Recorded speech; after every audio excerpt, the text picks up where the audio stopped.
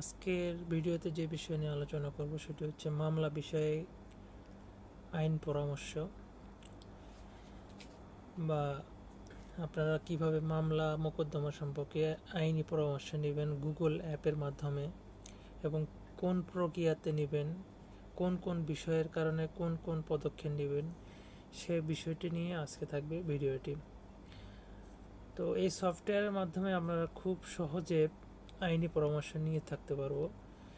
এটি আপনারা ডাউনলোড করার জন্য জাস্ট গুগল প্লে স্টোরে গিয়ে এখানে লিখবেন আইন পরামর্শ, লিখে যদি সার্চ করেন তাহলে তৃতীয় নম্বর যে সফটওয়্যারটি সেটি পেয়ে যাবেন। এই সফটওয়্যারটি আপনারা ডাউনলোড করে নেবেন। নেওয়ার পর মামলা মোকদ্দমা আইন পরামর্শ সম্পর্কে যত কিছু লাগে সব কিছু এই সফটওয়্যারের মধ্যে পেয়ে যাবেন।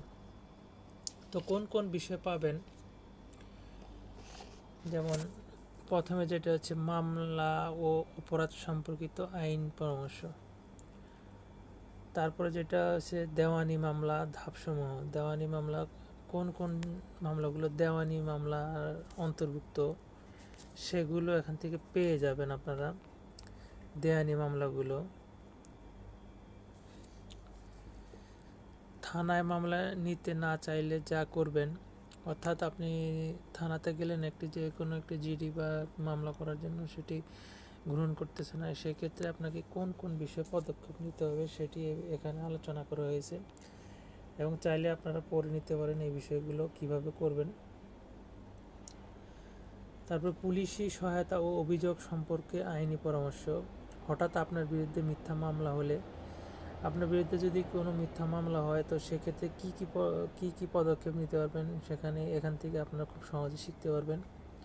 তো পারিবারিক সম্পর্কের সমস্যা সম্পর্কিত আইনি পরামর্শ, তারপর মিথ্যা মামলা করলে তার আইনি প্রতিক্রিয়া কী, বিবাহ ও দেনমোহর সম্পর্কিত আইনি পরামর্শ, তালাক সম্পর্কিত আইনি পরামর্শ, অর্থাৎ এখানে যাবতীয় আইনি পরামর্শগুলো যেখানে আলোচনা করা হয়েছে বিস্তারিত। তারপরে মানহানি মামলা কি, কি অপরাধের কারণে এই মামলা করা যায়, এখানে বেশ কয়েকটি, অর্থাৎ এখানে এমন কোনো কিছু নেই, সম্পূর্ণ যাবতীয় বিষয়ে এখানে আপনার আইনি পরামর্শের পক্ষে আলোচনা করা হয়েছে। তো আশা করি এই সফটওয়্যারটি আপনারা ডাউনলোড করে এখান থেকে সম্পূর্ণ ধরনের আইনি পরামর্শ নিতে পারবেন আপনারা।